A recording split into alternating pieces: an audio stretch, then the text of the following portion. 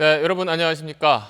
취재원과의 조용한 대화, 취조 그 두 번째 순서를 시작하겠습니다. 지난주에 첫 방송이 나가고 굉장히 반응이 뜨거웠다고 저희 제작진들끼리 이야기를 하고 있습니다. 그래서 오늘 두 번째 그 기세를 이어서 지난주 가장 뜨거운 이슈 그 중심에 있었던 분을 오늘 모셨습니다. 지난주 저희가 목요일부터 제가 주말에도 8시 뉴스를 했는데 화요일까지 엿새 연속 가장 먼저 전해드린 소식이 바로 국회 소식이었습니다. 신속 처리 안건 지정을 두고 여야가 4박 5일 동안 대치가 이어졌는데 그 현장에서 모든 걸 지켜본 분을 오늘 모셨습니다. 바른미래당 이준석 최고위원 모시겠습니다. 안녕하십니까? 안녕하십니까? 네, 맞습니다. 앉으시죠. 저희가 오늘 두 번째입니다. 예. 취조. 혹시 보셨어요? 지난주 거? 예, 유튜브에서 보셨어요? 박창지 사무장 예, 봤습니다. 저희 세트 직접 보니까 좀 어떠신가요? 느낌이 완전 다르네요. 여기가 그래도- 메인 뉴스 하는 곳인 맞죠? 네, 그걸 저희가 지금 숨기고 있었는데. 아, 그래요? 그러니까 거기서 옆에서 하고 있습니다. 예. 똑같이. 네. 그 박창진 사무장은 검찰에 한번 조사받으러 갔을 때 그런 분위기가 좀 느껴진다면서 굉장히 좀. 저도 검찰 조사 받으러 가봤었는데 그러세요? 어떠셨어요? 이런 분위기는 아니었는데. 그래요? 네? 조사하신 분이 다르지 않았을까? 저는 그때 뭐 사실 그 강용석 변호사가 저를 고발해가지고 그래요? 근데 뭐 때문에 하셨죠? 제가 병역법 위반이라고 고발해가지고 아. 당연히 무혐의 받고 이렇게 그랬군요. 나와 있습니다. 네. 이렇게 저희가 꾸며놓은 이유는 이게 약간 이제 조용한 대화를 하고 뭐 취조 분위기까지는 아니더라도 그렇게 좀 여쭤볼 테니까 좀 진실만을 이 자리에서 좀 말해주길 바란다 이런 의미에서 저희가. 알겠습니다. 네. 먼저 지난주 국회를 좀 시끄럽게 만든 죄는 인정을 하십니까? 저희 뭐 집단 체벌 받겠습니다. 세상에 바른미래당이 그 원내대표를 잘못 뽑아가지고 수많은 네. 불법과 수많은 무리수들이 있었습니다. 네. 네. 이준석 의원은 뭐 워낙 뭐 시사 프로, 예능 프로도 많이 나오셔서 아는 분들이 많겠지만 간단하게 자기 소개를 좀 한번 해주시죠. 예, 그 주거지는 서울 노원구고요, 네. 상계동이고요. 네. 예, 혼자 살고 있습니다. 네. 예, 그리고 전직은 프로그래머고요. 프로그래머. 예, 네. 지금은 정당인으로 살고 있습니다. 네. 지금 최고위원이신데 사실 최고위원이 일반 사람들한테는 이게 국회의원인지 예. 당에서 무슨 일을 하는지 잘 몰라요. 무슨 일을 하시는지 좀. 국회의원은 국민들이 뽑아가지고 네. 이제 국민을 대표하는 그 의원이 되는 것이고, 네. 그 최고위원은 당원들이 뽑아가지고 당의 지도부를 구성하는 거죠. 그러니까 가장 최근에 이제 보면은 바른미래당에서 뭐 지도부와 최고위원들이 싸운다 그렇죠. 이렇게 보도하는 경우가 있는데 그거 자체가 틀린 말이죠. 최고위원도 지도부의 일원이죠. 그러니까 이제 당 대표를 비롯해서 이제 당의 어떻게 보면 최고 의사 결정을 하는 사람들 중에 한 명. 그러니까 우리가 전당대회라는 거 해가지고 그렇죠. 1등하면 대표되는 거고 2등부터 4등까지 최고위원 하는 최고위원 겁니다. 한다. 예. 그것 때문에 지금 조금 예. 시끄럽고요. 예. 네. 이제 본격적인 질문 드리기 전에 그럼 개인적인 질문 몇 가지만 드릴게요. 예. 뭐 아시겠지만 과학고 출신에 예. 하버드 대학을 나오셨는데 공부를 얼마나 잘하셨습니까? 뭐라고 답해야 될까 이거를? 그러니까 공부를 얼마나 잘하셨길래 그렇게 공부가 좀 쉬웠나요? 저도 공부했던 시기가 이제 오래돼가지고 네, 근데 뭐 치열하긴 했던 것 같습니다. 네. 그리고 굉장히 방금 말씀하셨지만 프로그램 사업도 하신 거잖아요. 네. 돈도 좀 버셨나요? 그때 제가 사업 시작하고 1년째 만에 정치권 영입 제안이 들어가지고 그 회사는 친구들한테 이제 많이 맡겨놨었고 지금도 하고 있어요? 지금 부사장 하는 친구가 했는데 네. 잘 되진 않습니다. 그거는.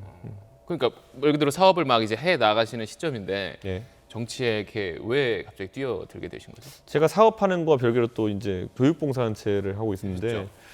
근데 그거 하다 보니까 제가 세상을 바꾸는 데 있어서 그러니까 NGO 형태로 할 수 있는 것과 그 이상의 것이 뭐 필요할 때가 있더라고요. 네. 그러니까 그때 약간 좀 제 개인적으로 굉장히 바꾸고 싶은 것들이 있어가지고 뛰어들었죠. 교육적으로. 교육적으로. 네. 그런데 이제 어쨌든 이제 공부는 굉장히 잘하셨고 치열하게 하셨고 네. 좀 어떻게 보면 남들이 봤을 때 이제 부러울 만한 어떻게 보면 업적을 이루셨는데 네. 정치에 와서는 이제 국회의원 선거를 네. 2번 나갔는데 이제 예. 제가 선거 나간 지 이제 떨어지셨죠. 3년 됐거든요. 네. 2016년에 첫 선거를 나갔으니까. 네. 근데 그 사이 보궐이 껴가지고 그렇죠. 2번 벌써 낙선했습니다. 네. 예. 그러면 정치가 공부보다 더 어렵던가요? 어렵죠.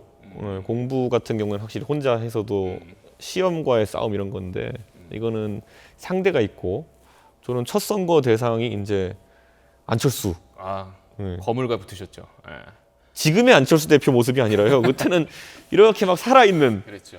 그 지지율 40%도 나왔어. 청년들의 아이콘으로 살아있던 안철수 대표랑 붙었기 때문에 지금 제가 생각해봐도 그때 몇 프로 나왔었나요? 제가 그때 32점 몇 프로 나왔어요. 많이 나왔네요. 32.3인가? 예, 그렇게 나왔고 그때는 그런데 사실 새누리당으로 나갔었기 때문에 그때 새누리당 당 지지율이랑 거의 비슷하게 나왔어요.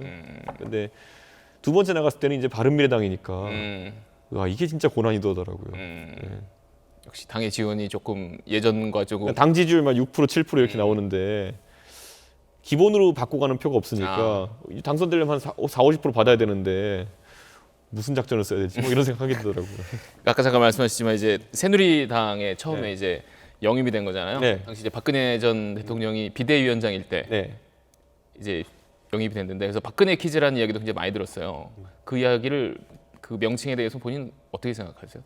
저는요, 제가 정치권에 이렇게 빠르게 좋은 경험 많이 할 수 있었던 거에는 좀 박근혜 대통령한테 그 부분은 뭐 평생 고마워할 겁니다. 그거는. 그런데 이게 있잖아요. 보면은 정치권에 누구든지 입문시켜준 사람은 있는데 그 방향대로 정치를 쭉 해나가는 건 아니더라고요.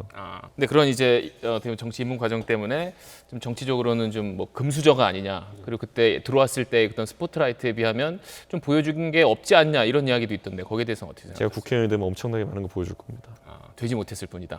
그러니까 이게 진짜 솔직히 말하면은 저는 정치를 시작하면서 이건 제가 정치를 너무 가볍게 봤던 것도 맞는 것 같아요. 인정하는 게 처음부터 비대위원 이런 자리들을 하다 보니까 항상 저 멀리를 보고 있더라고 보니까 그래서 혼자 약간 그 되면 뭐 해야지라는 게 항상 앞섰고 되기 위해서 뭘 할까에 대한 고민을 좀 덕게 했었던 거는 제 처절한 자기 반성이 요즘 뼈저리게 느끼고 있습니다. 이제 되기 위한 이제 고민을 좀 더 많이 하시겠네요. 막걸리는 더 마시자 뭐 이런 거.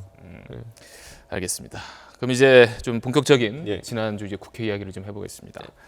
사실 바른미래당이 사람들에게 굉장히 존재감을 알린 지난 4박 5일이었다 뭐 이런 평가도 있던데 일단 이번 사태가 왜 일어났다고 좀 생각을 하세요?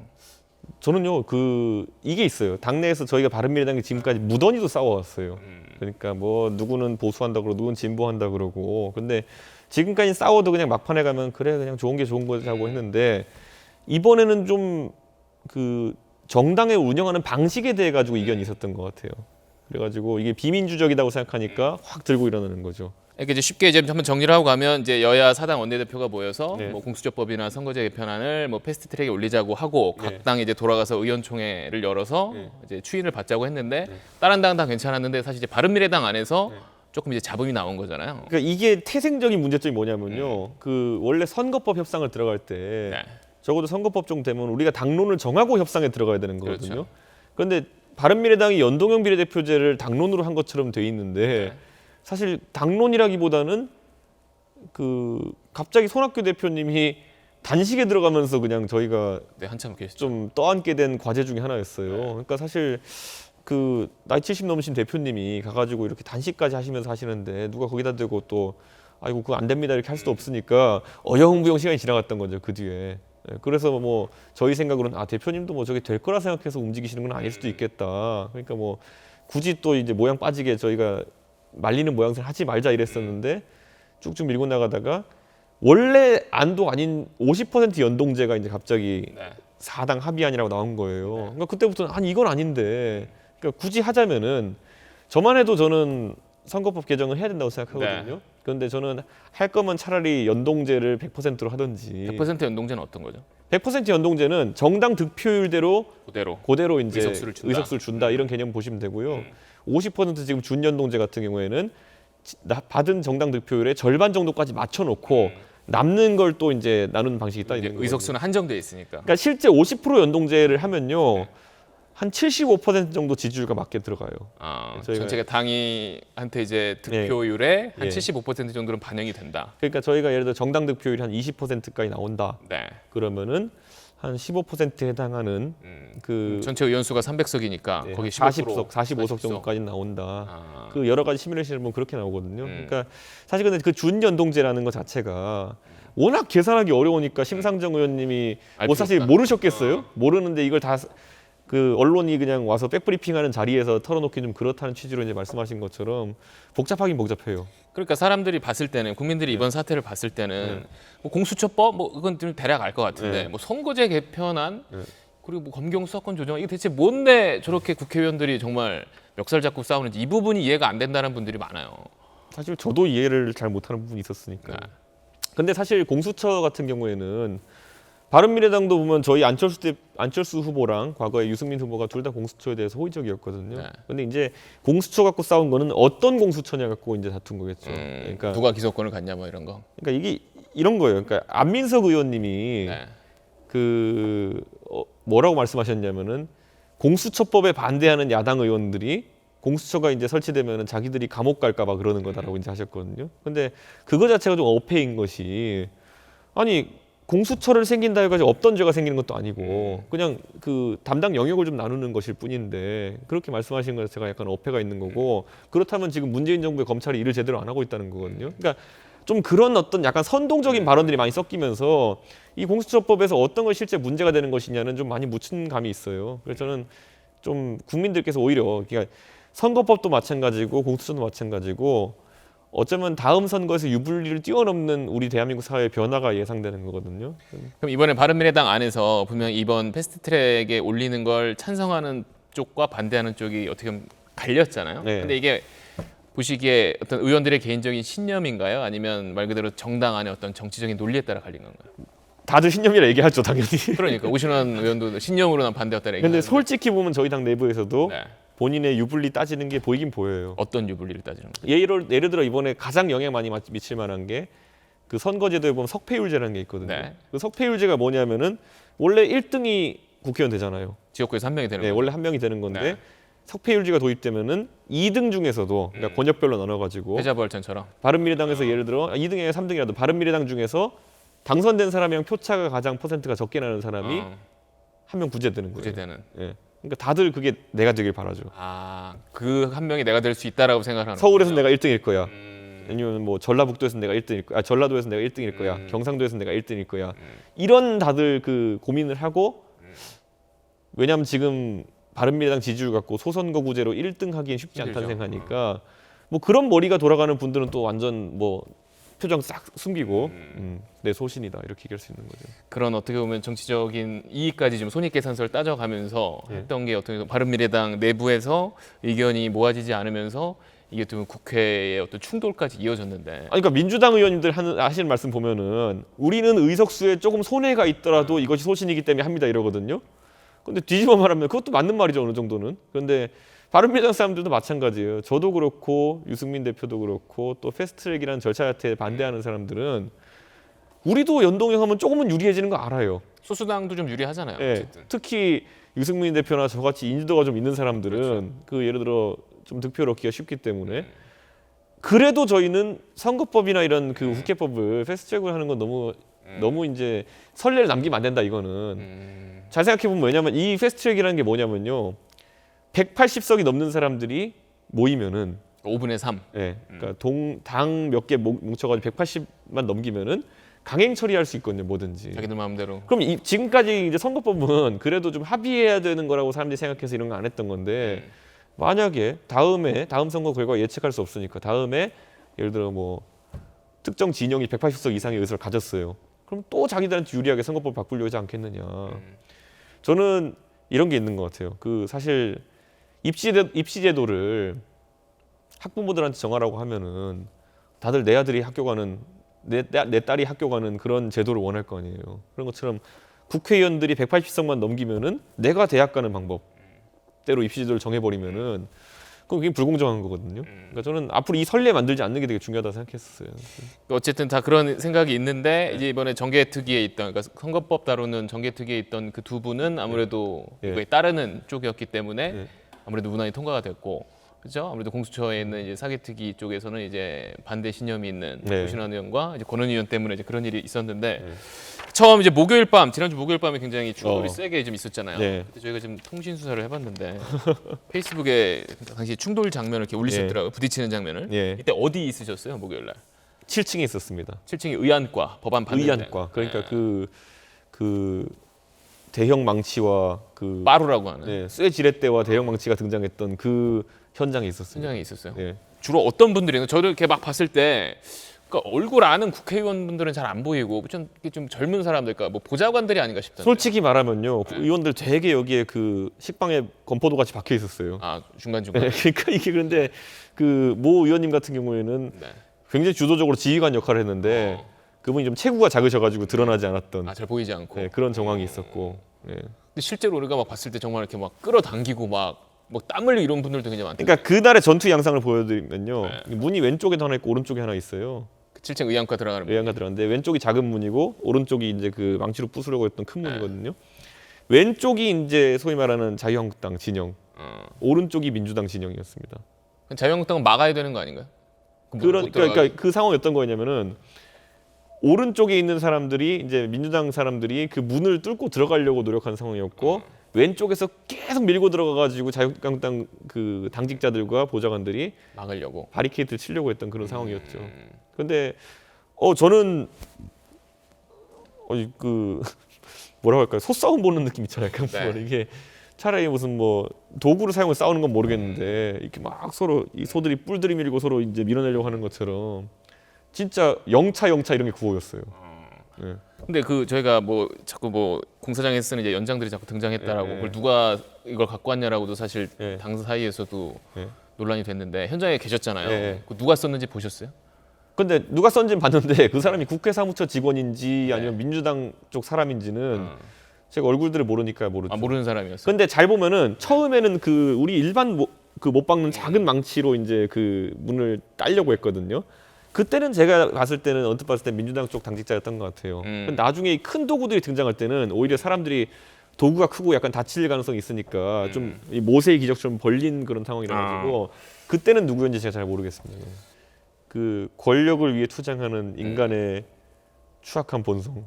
그렇죠. 그걸 통해서 어떻게 보면 갈등과 심지어 어떻게 보면 현행법을 위반하고 있는 현장이잖아요. 국회 선진화법이라는 게 있으니까 그것 때문에 저희가 분명 짚고 가야 할 부분도 있지만 그것 때문에 저희가 어떻게 보면 본질을 놓쳐서는 또 안 된다고 생각은 드는데. 저는 그래서 밖에 소싸움하던 사람들은 그래도 약간 이해 가는 게 그러니까 서로 폭행 또는 폭력이라는 얘기를 안 듣기 위해서 진짜 소싸움하고 있었던 거거든요. 근데 저는 그 안에서 뭐 팩스기 뽑고 이랬던 분들은 진짜 공무집행 방해인데 그럼 무슨 생각을 했을까?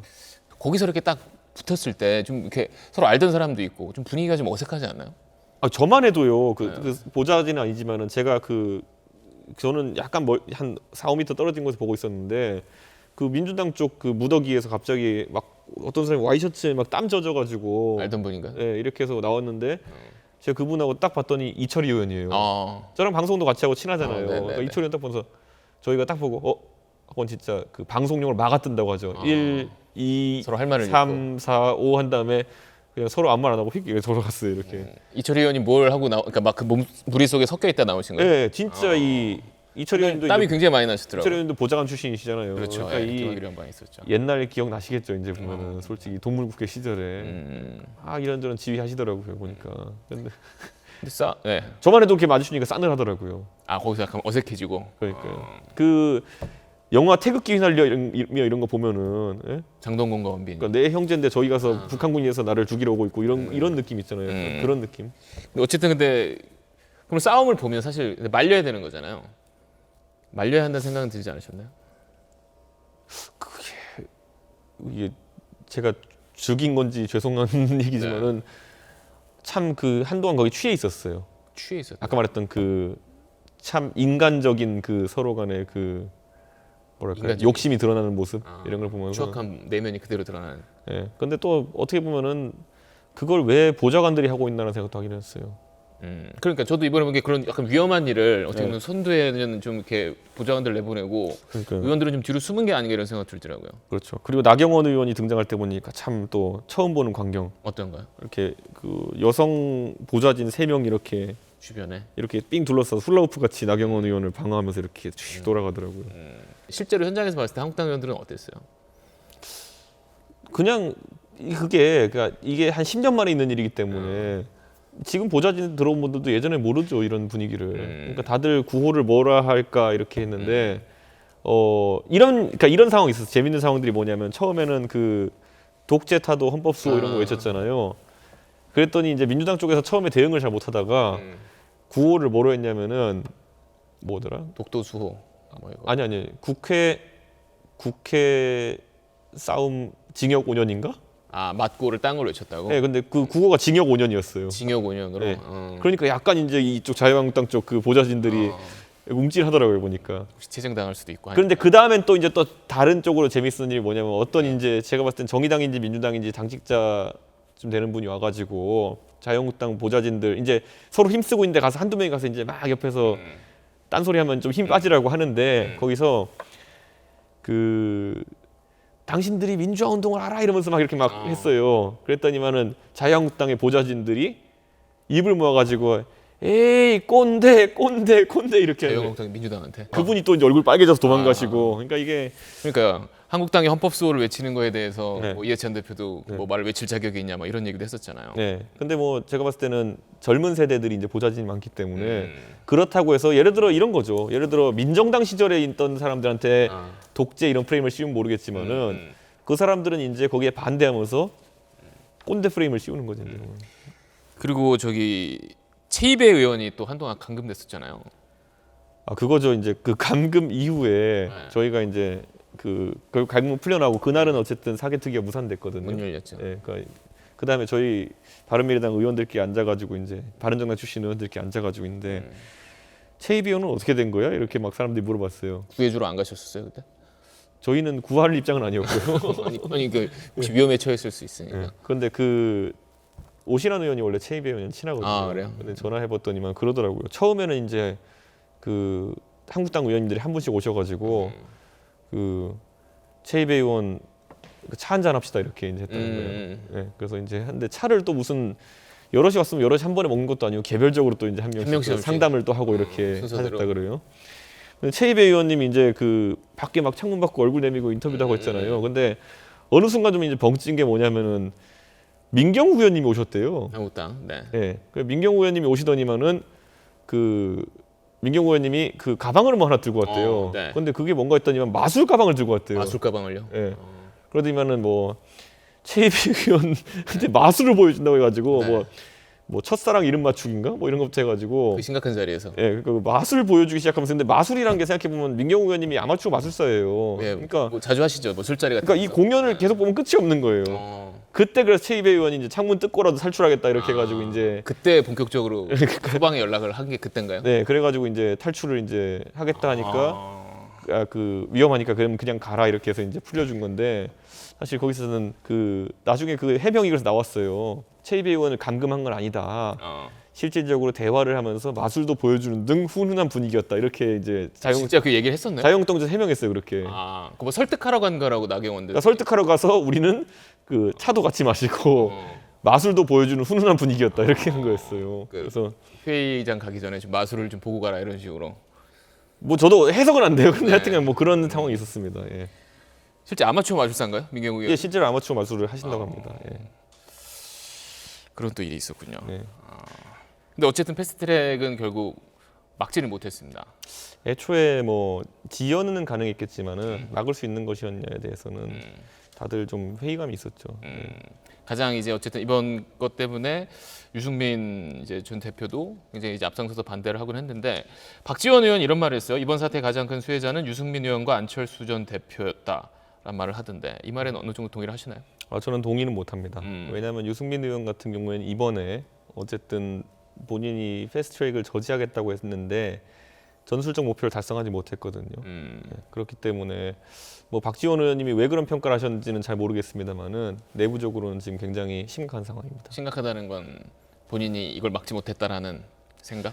결국에는 이 유승민 의원이 지금까지 정치하면서 가져오려는 어떤 철학이 뭐냐면은 유불리를 따지지 않고 어쨌든 자기 원칙대로 가겠다는 거였는데 어쨌든 이번에는 당 전체로 보면은 유불리를 따라간 것처럼 됐거든요. 그러니까 선거법상에 좀 이득이 있다는 식으로 이제 해서 이쪽 관계됐기 때문에 고민이 좀 많아진 것 같습니다.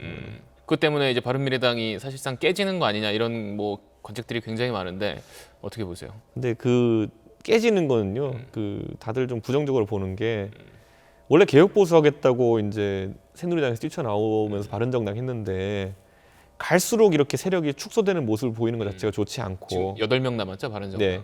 근데 왜냐하면 정치라는 건 어느 순간에 싸워가지고 이기는 모습이 필요한데 아니 호환 안 된다고 다 이제 저런 사람들이랑 정치 안 해, 저런 사람 정치 안 해 하다 보면은 뭐 굉장히 순도 높은 집단은 나오겠지만은 이게 뭐 사람들이 보기에는 야 저 사람 저래가지고 대통령 할 수 있겠어? 뭐 이런 생각이 드는 지점이 올 테니까 저는 이번에 유승민 의원이 뭐 탈당이나 이런 고민은 그래서 절대 안 한다 봅니다. 그리고 이제 몇 가지만 최근 것 좀 여쭤보면 얼마 전에 그 청와대 청원에 예. 대해서 그 베트남 트래픽이 많다는 얘기를 했다가 예. 오늘 좀 말을 번복하셨어요? 번복이라고 보기보다는 저는 저거 애초에 통계 자료 나온 게 제가 원래 컴퓨터 전공자잖아요. 그러니까 아는 게 뭐냐면은 그 트래픽은 밖에서 잡히는 건 추산치예요. 네. 그러니까 그게 툴바 같은 거 깔아가지고 그 툴바 집계하고 이런 거기 때문에 제가 그래서 공개하라고 한 거예요. 그러니까 3월 달에 그 집계 사이트에서 나온 데이터로는 베트남의 14% 가까이 14%. 접속했다 뜨는데 이건 누가 봐도 비정상적인 수치다. 그러니까 이게 왜 그런 건지 하필이면 그때 사람들의 이슈를 좀 끌었던 윤지호 씨 관련 청원이 그랬죠. 있었어요. 그랬다면서요. 그러니까 혹시 그때 윤지호 씨 관련 청원에 뭐 조직적으로 누가 개입한 거 아니냐 이걸 검증해야 되니까 청와대가 데이터를 좀 깠으면 좋겠다라고 한 건데 청와대가 신속하게 공개했어요. 그러니까 그래서 바로 했죠. 제가 그걸 보니까 청와대에서 이제 그 공개한 구글 애널리틱스라는 거는 서버에서 측정한 거기 때문에 맞아요 대충 보면은. 그렇기 때문에 제가 그렇다면 그 통계대로 맞다. 한 4% 이렇게 나온 거는 충분히 가능하다. 그래서 저는 그렇다면은 어떤 그 조직적으로 예를 들어 4월 청원에 그런 게 개입됐을 가능성이 낮다라고 제가 이제 얘기한 거거든요. 근데 이게 어디서 꼬였냐면은 한국당에서 이거 막 인용. 저는 그러니까 3월 달에 윤지호 씨 청원 같은 경우에 그렇게 이상한 수치들이 나왔으니까 그러니까. 그걸 좀 까라 그랬더니만은 한국당에서 정용기 의원님인가요? 그걸 네, 잘못 받아가지고 이것 봐라. 그 자유한국당 해산 청원한 100만 명 중 14만 명이 베트남에서 한 거다라고 한 거예요. 그래서 저는 아니 나는 그런 말 한 적도 내가 왜 도매금으로 넘어가야 되냐. 억울하다. 네. 근데 이제 사실 제가 그래서 이제 모르겠어요. 저는 제가 이거 올릴 당시에 제가 마침 일 보고 수영장에 들어갈 일이 있었거든요. 수영하고 나오니까 난리가 난 거예요. 네, 그래가지고 제가 이거 어느 정도는 제가 책임을 통감한다. 이게 왜냐면은 보통 제가 페이스북을 하면은 누가 뭐 해명해달라는 게 막 바로 하고 하는데 한 5시간 만에 제가 봤어요 보면은. 그러다 보니까 좀 오해가 증폭된 게 있는 것 같아서 그거에 대한 책임감 통감한다. 그래서 이번 어떻게 보면 사태를 겪으면서 사실 시작은 어떻게 보면 바른미래당 안에서 시작이 됐는데 막 부딪히면서 어떻게 자유한국당 그다음 나경원 원내대표가 부각이 되면서 결국 지금 다 지나고 난 다음에는 나경원 원내대표와 일부 보수 진영에서 오히려 좀 얻었고 민주당은 뭐 평화당, 정의당은 각자 원하는 바 얻었고 사실 바른미래당은 얻은 게 뭐냐? 결국 바른미래당은 아무것도 없이 그냥 저희는 묻힌 거 아니냐라는. 저희는 정당이 어떻게 얼마나 비민주적으로 운영되는지만 보여줬죠. 그러니까 저는 근데 어느 정도 이제 고민하는 게 이건 바른미래당의 태생적 저는 문제라 보는데 다당제를 하겠다는 건 좋아요. 저는 그거 찬성해요. 다당제를 하려고 그러면은 이게 있는 거예요. 보수 진보는 양극이잖아요. 네. N극, S극 같은 건데 이 양극 체제를 주제로 잡는 순간에는 다당제 못 해요. 그러니까 저는 할 거면은 3극, 4극이 존재하는 걸 해야 된다. 이런 생각을 하는 거거든요. 그래서 최근에 이제 저희가 세대 기반을 잡아보려고 이제 했던 거거든요. 그러니까 그 옛날에 산업화 세대 같은 경우에는 그들이 자부심이 있으니까 자유한국당 많이 좋아하고 또 민주화 세대 같은 경우에는 그들의 자부심이 민주화한 거니까 민주당 좋아하고. 근데 2030 세대는 지금 약간 소위 말하는 정치에서 겉돌고 있거든요. 소외되고 있거든요. 그래서 저희가 이걸 기반으로 하자 해서 노력을 많이 해봤었는데 아직까지도 뭐 손학규 대표나 아니면 김관영 원내대표 같은 경우에는 보수지보 양극 체제 속에서 우리 존재 가치를 가운데로 삼으려고 하는구나 고민 많습니다. 저랑 같은 경우에는 그냥 아싸라게 그냥 그 2030으로 가자 이렇게 하는 상황이고 이 노선 갈등이 심해요. 그러니까 지금 사실 20대 이 국회의원 중에 가장 어린 분이 김수민 의원이잖아요. 네. 뭐 동갑이시죠? 86년. 아니 김수민 의원이 한 살 어려요. 저보다. 어린가요? 예. 그러니까 제가 얼마 전에 봤을 때 평균 20대 국회의원 평균 나이가 거의 60살이라고 그러더라고요. 근데 왜 그러면 우리나라에는 이렇게 젊은 정치인이 등장을 못하는 건가요? 옛날 보면 뭐 YS는 뭐 20대도 하고 그랬죠. 그러니까 젊은 정치인을 자꾸 마이너리그로 만들면 안 돼요. 그러니까 마이너리그라는 게 뭐냐면은 우선 청년 비례대표제도 이런 거 있잖아요. 그건 저한테도 제안이 계속 들어왔지만 제가 싫어했던 게 대한민국의 청년 정책을 청년 비례대표가 해라라는 그런 구도 자체가 저는 굉장히 잘못된 마이너리그 마인드라 생각하는 게 아니 청년 문제가 있으면은 왜 그걸 청년 국회의원만 고민해야 되느냐. 그건 대한민국 국회의원 모두가 고민해야 되는 문제고 반대로 왜 청년 비례대표 국회의원 같은 사람이 하면 뽑히면은 그 사람은 왜 청년 문제를 고민해야 되냐. 그 사람도 일반 정치인 다른 사람들처럼 외교, 안보, 국방, 경제 다 해야 되는 거다. 근데 자꾸 그게 마이너리그의 마이너 주제처럼 만들어 버리니까 이게 정치에서 젊은 사람들이 올라가기 힘든 거죠. 그리고 제 개인적으로 느끼는 거는 확실히 어리다, 젊다라는 거 있어가지고 그런 게 있죠 좀. 근데 그게 이제 젊은 애가 뭘 알겠어 뭐 이런 게 약간 있잖아요. 그건 이제 나이 든 세대가 오히려 그렇게 얘기하는 부분이 크고 젊은 세대도 젊은 세대 나름대로 젊은 사람이 정치하는 거에 대해 가지고 그래요? 솔직히 약간은 반감이 있어요? 반감이 몇 가지로 나타나는 게 제가 처음에 정치할 때는 뭐라고 나왔냐면요. 반응들이 아니 이준석이는 젊은데 그 워낙 엘리트적인 삶을 살아왔기 때문에 우리를 이해 못한다.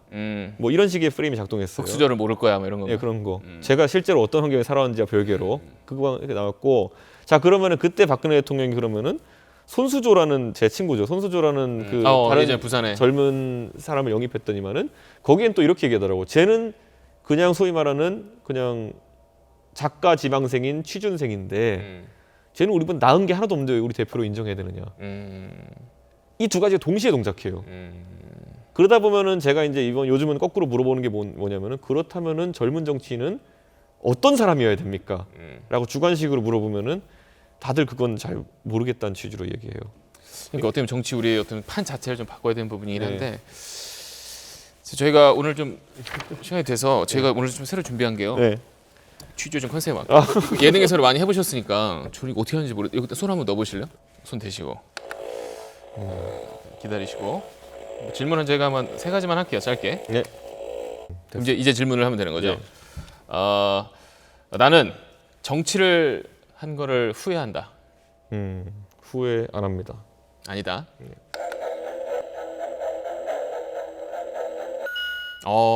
후회하지 않는군요. 네. 네. 저희는 바른 길만 갑니다. 지금. 네. 나는 자유한국당으로 절대 돌아가지 않을 것이다. 들어가지 않을 것이다. 예스. 예스.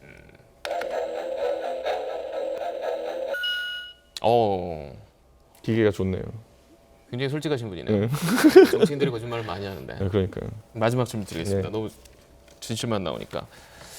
나는 안철수 전 대표를 좋아한다. 좋아하죠. 좋아하세요? 안철수 대표 진짜 좋아합니다. 좋아하세요? 네. 알겠습니다. 이 자리에 제가 있게 해주신 분. 네, 좀 아까보다 좀 흔들리시는 것 같아요. 네. 네.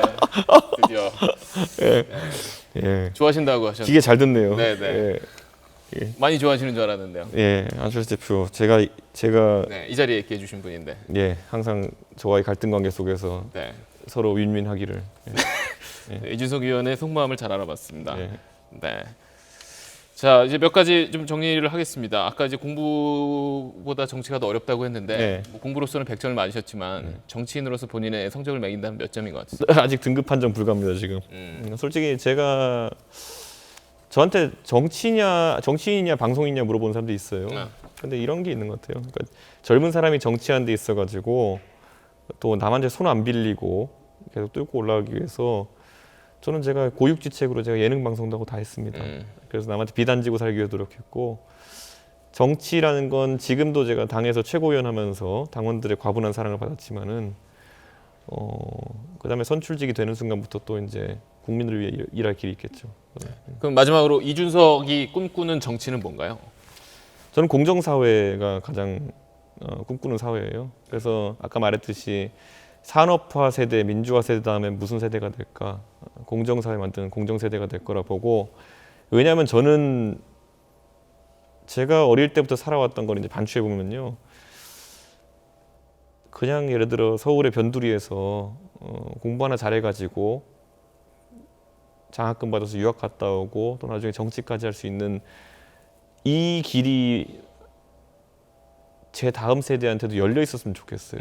근데 최근에 제가 젊은 세대, 제가 젊은 세대랑 웃기지만은 저보다 어린 이제 중학생들, 고등학생 친구들한테 얘기해 보면은 그 길이 닫혀 있다고 믿는 아이들이 늘어나는 것 같아가지고 그게 좀 마음이 아파서 저는 뭐 어떤 정책을 나중에 어떻게 하게 되더라도 그거가 아마 제 가장 핵심 철학이 될 겁니다. 공정사회를 만드는데 본인은 개혁 보수, 그러니까 보수의 길을 통해서 그 사회를 이루겠다는 겁니까? 개혁 보수의 가치 안에 보면은 사실 합리성도 있겠지만은 결국에는 법과 원칙이라는 것도 있는 것이고 그 안에 이제 공정 경쟁이라는 단어가 있는 거거든요. 그러니까 저는 그걸 꼭 추구하고 싶습니다. 저는 모두가 그렇게 할 수 있을 거라는 생각은 안 해요. 근데 적어도 그 지금 이제 한 초등학생쯤 되는 아이들, 중학생 되는 아이들은 그거 할 수 있다는 믿음을 가지고 지금 해야 된다는 생각하거든요. 근데 그게 아니더라고요, 진짜. 그래서 그걸 바랍니다. 그 초심 잃지 마시고요. 예. 아까 여기 말씀해 주셨지만 한국당으로 돌아가지 마시고 네. 네. 또 안철수 의원도 앞으로 많이 좋아하시고 전 항상 좋아합니다. 네. 꼭 국민들이 원하는 정치 많이 해주셨으면 좋겠습니다. 예, 열심히 하겠습니다. 이준석 최고위원이었습니다. 예.